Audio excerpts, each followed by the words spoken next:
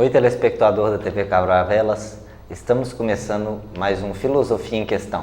Hoje eu estou aqui com meu amigo Romeu Célio, artista plástico, professor de filosofia, e vamos falar um pouco a respeito da filosofia no ensino médio. Certo, Romeu? Ok.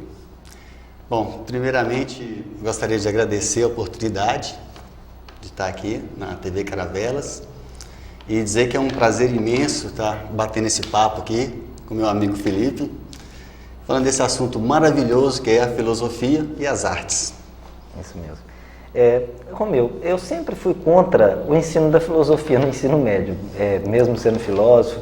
Sempre pensei que no ensino médio, pelo menos eu me colocava no lugar do aluno, o aluno do ensino médio não tinha uma capacidade de entender os temas mais densos da filosofia. O que você acha a respeito disso? Você acha que a filosofia é um ensino adequado no ensino médio? Bom, Felipe, eu concordo com você num ponto. Se a gente colocar o ensino da filosofia no ensino médio, já abordando os grandes autores, né, as grandes obras, já direto para o aluno do ensino médio. Nesse caso, sim, poderia se tornar talvez até pernicioso o ensino da filosofia. Até prejudicar o jovem, né, que está iniciando lá no processo de aprender o que é a filosofia. Nesse caso, sim, eu concordo com você também, eu seria contra se fosse o ensino, já fosse abordado no ensino médio, já a princípio, né, os grandes filósofos, os grandes temas, as grandes obras. Assim como é feito nas faculdades. Exatamente. A proposta, né, o que eu levo para meus alunos em sala de aula primeiramente, buscar no aluno que ele mesmo problematize primeiro aquela sua dúvida, né, ou assunto que a gente vai abordar. Por exemplo, se a gente for falar em sala de aula sobre a questão do conhecimento, a origem do conhecimento, né, seria muito prejudicial se começássemos, por exemplo, já abordando uma obra de Kant, né, a crítica da razão pura, alguma coisa assim. Então não seria por aí. O primeiro passo seria instigar o aluno a ele mesmo a problematizar, a buscar a solução e aos poucos introduzindo algumas partes das obras dos filósofos, né? Porque a gente deve entender que o aluno do ensino médio, ele a princípio, são poucas escolas que oferecem a filosofia antes do ensino médio, né? Algumas escolas já oferecem filosofia no 9º ano, então a maioria dos alunos estão entrando lá com uma filosofia, como uma coisa ainda que eles vão descobrir o que é, cheio de curiosidades. Então a princípio a gente tem que começar, né, instigando o aluno a ter um pensamento autônomo, né, a ele mesmo buscar a problematizar aquilo que ele está, né, aquilo que a gente está propondo em sala de aula, para aí depois a gente abordar, né, os filósofos, mas de uma maneira mais, vamos dizer assim, mais tranquila, né, mais leve. Certo. No mundo inteiro e também no Brasil, o ensino nas escolas é preponderantemente científico. Você acha que o que você acha da necessidade do ensino da filosofia no ensino médio? Você acha que é necessário o ensino da filosofia no ensino médio? Olha, Felipe, atualmente, vamos dizer assim, no contexto atual, né, que a gente está vendo os acontecimentos, como é que está sendo tão rápido as transformações, né? As transformações hoje no mundo estão sendo uma velocidade imensa, e com esse tanto de problemas que estamos enfrentando, né, questões ambientais, políticas, eu acho que a filosofia nesse momento ela é essencial. Ela é essencial e acredito até que a filosofia, né, ela poderia até estar inserida também nos anos iniciais da educação. Então, para a gente debater esses assuntos, né, a filosofia ela é primordial. Uma vez que a filosofia ela procura sempre, né, instigar o pensamento crítico, o pensamento autônomo. E devido a essas coisas, eu acho que é essencial. A filosofia ela é essencial, tanto no ensino médio, como acho que até no ensino básico. A já deveriam estar trabalhando, sim, a questão da filosofia, né? Para que o jovem tenha um pensamento crítico, um pensamento autônomo, né? Para que ele possa refletir sobre essas mudanças que estão no mundo e ter um pensamento mais crítico, né? Sem ser aquele jovem, por exemplo, que já vai logo absorvendo conceitos de que vê nas mídias, né? Nas grandes mídias, mas que ele questione aquilo, para que ele reflita. E a filosofia, ela é uma grande ferramenta, um grande veículo para isso. Ela, de certa forma, estávamos até discutindo isso antes de começar o programa, ela vem a suprir uma demanda das leis de diretrizes e bases da educação. Gostaria que você venha falar um pouco sobre como a filosofia se encaixa nos objetivos da lei de diretrizes e bases da educação. Da LDB, muito bem. Olha, no inciso 3, né, o artigo 35 da LDB, né, no qual onde ela aponta, né, os objetivos, né, do ensino, que eu gostaria até de citar um aqui, né, que diz o seguinte, que assegurar ao estudante a formação comum indispensável para o exercício da cidadania, né, é um dos itens do inciso, né, desse artigo da LDB.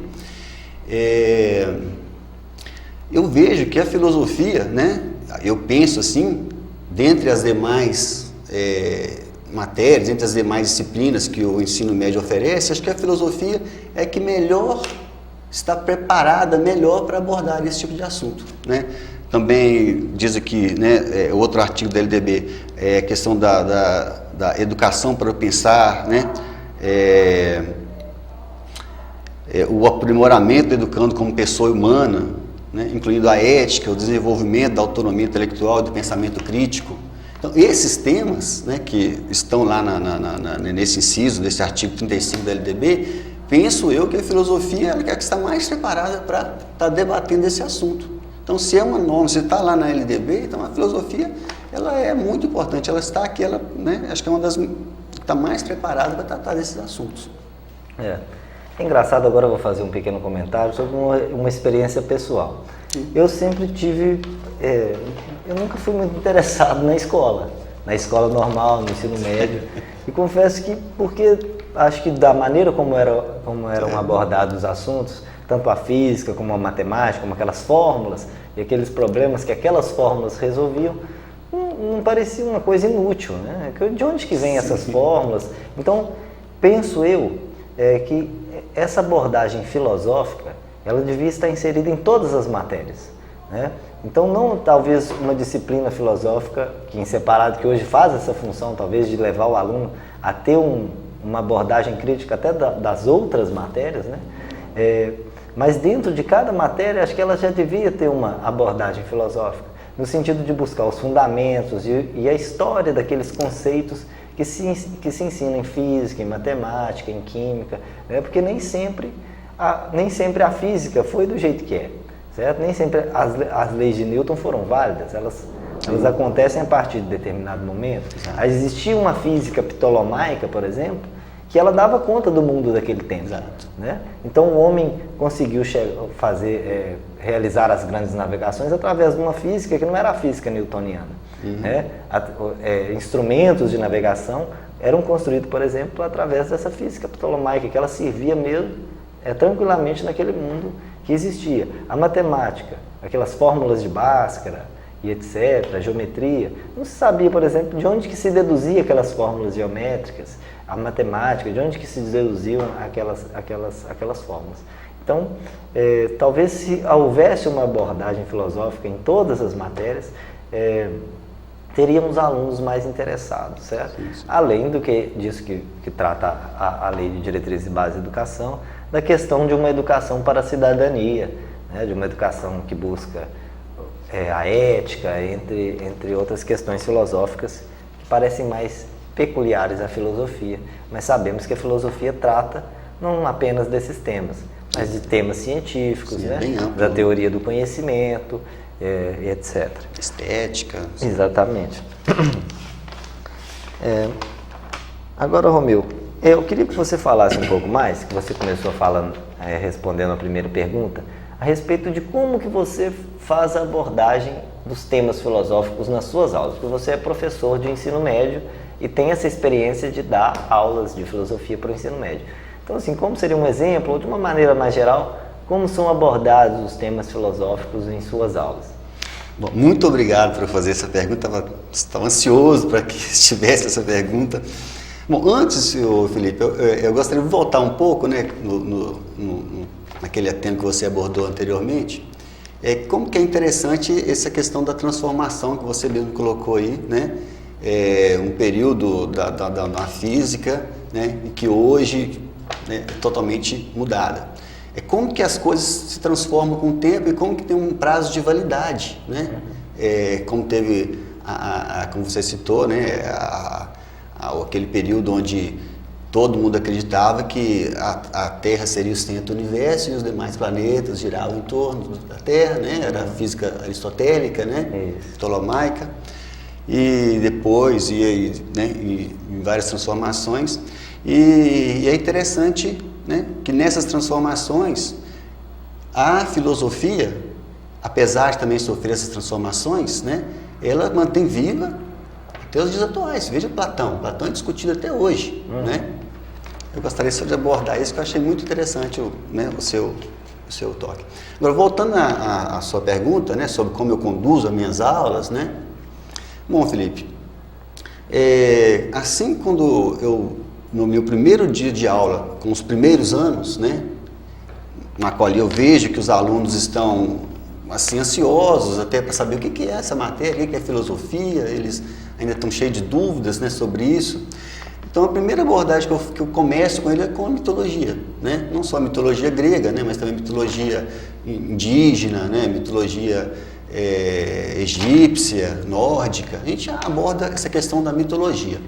Mesmo porque a mitologia parece que foi como um passo introdutório para o surgimento da filosofia, né? Alguns acreditam que houve uma ruptura, né, do pensamento mítico para o pensamento filosófico. E essa abordagem que eu faço com os alunos do primeiro ano, que eu acho que é muito interessante, é porque isso instiga neles, eles adoram a mitologia, né? A mitologia grega principalmente, eles são apaixonados, que instiga o desejo de leitura e até mesmo o desejo de conhecer melhor a filosofia. Então eu começo primeiro com a mitologia, né? A saga dos deuses, eu começo narrando o mito de Édipo, né? Que é maravilhoso. E assim, eu percebo no olhar de cada um, quando a gente está narrando o mito de Édipo, que eles estão assim, né, loucos, querendo saber como é que é o desfecho dessa tragédia, né? E nesse momento que eu acho que é interessante, primeiro é você instigar o aluno, sabe? Primeiro você tem que colocar no aluno o desejo, a vontade daquilo. E isso a mitologia cai muito bem. Aí depois, né, a gente começa já nos assuntos dentro da filosofia mesmo, né, abordando as questões da felicidade, aí, aos poucos, né, dentro dessa abordagem a gente cita um pouco Platão, e aí vai adiante. Já nos segundos anos, nós começamos um pouco sobre aquele assunto, sobre questão de corpo e alma, né, normalmente Platão, a dualidade das coisas, né, e sempre deixando o aluno colocar o seu ponto de vista, né, a gente debater o seu ponto de vista, sempre instigando o aluno a ele mesmo buscar o seu pensamento crítico, né? Sem jamais querer fazer qualquer coisa que seja doutrinária, né? A gente jamais quer que as aulas se caia nesse ponto, né? E no terceiro ano, aí já nos momentos final, a gente começa a abordar alguns assuntos mais como a lógica, né? Nesse assunto, para eles conseguirem estar criando argumentos, argumentação lógica, filosofia política, né? E a gente vai abordando assim. As aulas são de 50 minutos, né? E as pessoas já sabem como que é a realidade da escola, principalmente da escola pública brasileira, que são salas cheias, né? A média de alunos em sala de aula hoje são 40, 42 alunos, numa sala que geralmente é apertada, falta recursos, né? O único recurso, praticamente, o único recurso que o professor tem é a lousa, né? Então, é um pouco difícil por causa disso, né? A questão do tempo. O professor perde muito tempo em sala de aula para conseguir organizar, para conseguir que os alunos foquem o olhar nele, né? A questão da conversa demais em sala de aula. A gente tem todos esses problemas que a gente tenta contornar, né? Mas o resultado, né? Na análise final de tudo isso, eu acho que é engrandecedor, porque é muito bom a gente estar andando na rua e ver ex-alunos cumprimentando a gente, chamando a gente de professor e falando que passou a gostar de filosofia depois das nossas aulas. Isso aí que realmente vale a pena, que né, deixa a gente muito feliz. Como eu falei no início, o Romeu também é artista plástico, né, Romeu?